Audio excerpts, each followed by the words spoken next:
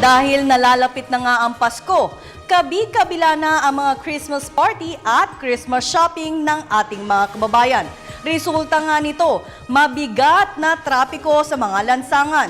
Ayon sa MMDA, asahan na raw ang ganitong sitwasyon ngayong holiday season dahil sa dami ng mga tao lalo na sa mga mall at tiyangge. At dahil marami nga ang namamasyal at namimili para sa Pasko, extended ang oras ng operasyon ng maraming malls. Una rito, nakipag-ugnayan na ang ahensya sa pamunuan ng mga malls upang makatulong ang security personnel ng mga ito sa pagsasaayos ng trapiko.